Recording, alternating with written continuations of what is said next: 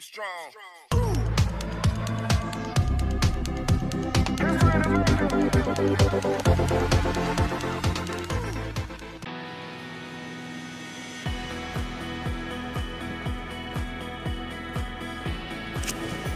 So yun mga kamaster, pupunta na ako ng Taiwan at ako'y magpapakasyon. Tara, samahan niyo ako. Ito ang Penang International Airport mga kamaster.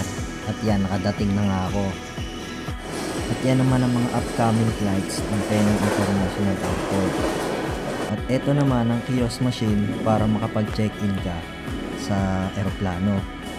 At yan mga kamaster, may ticket na nga ako. Napakadali lang. At yan, wala pa masyadong katao-tao mga kamaster kasi nga madaling araw yan eh. I think 4:30 AM.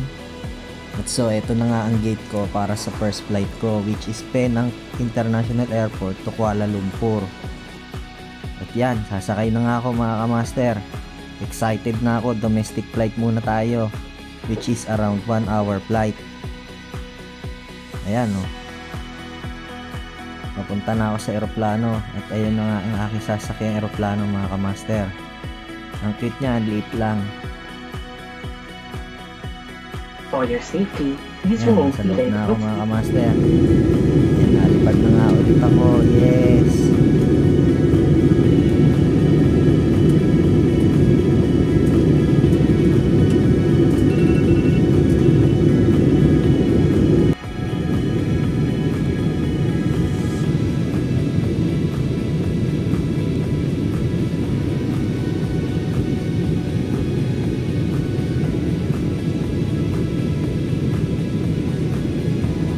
So ayan na nga mga kamaster, landing na po ako ng Kuala Lumpur. Ang bilis lang. Ayan, nasa loob na ako ng Kuala Lumpur International Airport.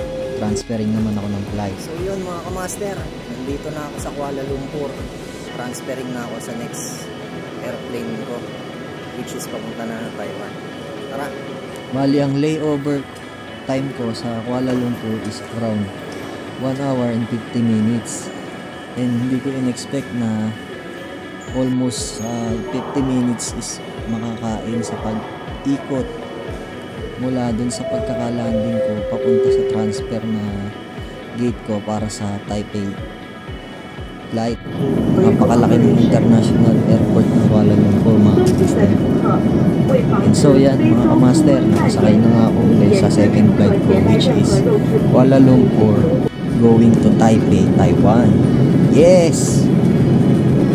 By the way mga kamaster, ang Taiwan nga pala is visa free, and I think extended pa rin yun until 2025. Kaya kung kayo ay nagbabalak mag-tour sa Taiwan, go nyo na. And masarap dito and masaya. Kaya push nyo yan mga kamaster. Tara! Yan, may mga windmill pa sa dagat. Ang dami oh.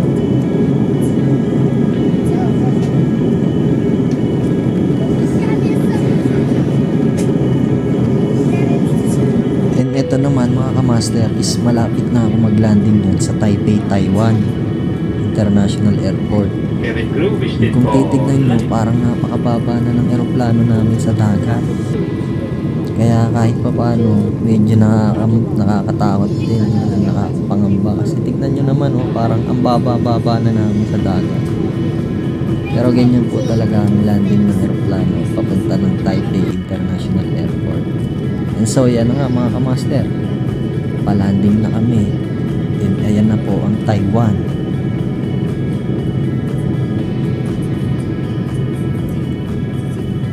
Nakakatuwa lang mga kamaster kasi ito yung first abroad ko, which is Taiwan. Ito yung first time ko na mag-abroad, and ayan nga, nakabalik ako. And para sa akin, feeling ko tuloy nagbabalik lahat ng mga nakaraang ko dito, which is yung mga ginagawa ko sa trabaho, mga kaibigan ko. Siyempre mamimit ko ulit sila, and especially yung talagang pinuntahan ko dito, which is yung girlfriend ko.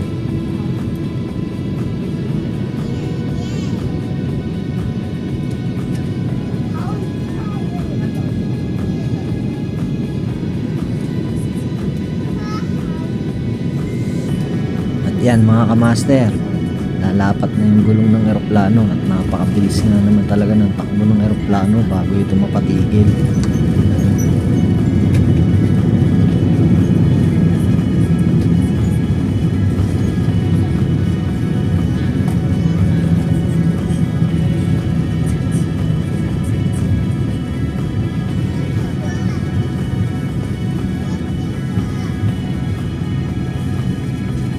And thank God, ayun na nga mga kamaster, safe landing po ako from Penang, Malaysia to Taipei International Airport, Taiwan. Sobrang excited.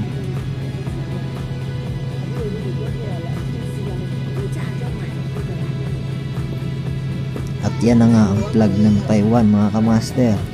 At kung umabot ka sa part ng video na to mga kamaster and still nanonood ka pa rin, maraming salamat sa pagsubaybay mo at sa pagtutok mo sa ginawa kong video.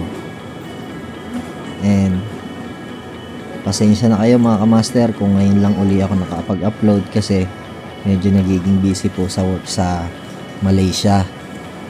By the way, ang work ko po sa Malaysia is the same lang din po sa previous work ko sa Taiwan, which is maintenance engineer po sa isang semicon industry company. So yun mga kamaster, safe landing ako sa Taiwan. Galing ako ng Penang, Malaysia.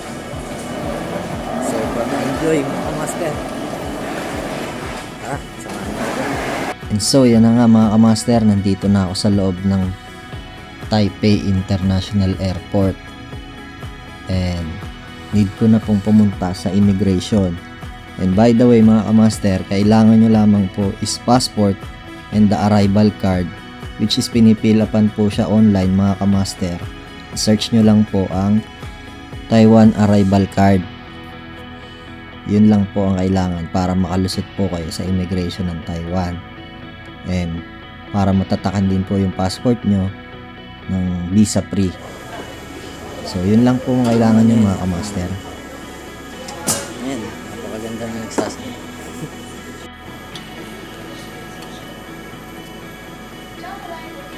Logo ng Taiwan.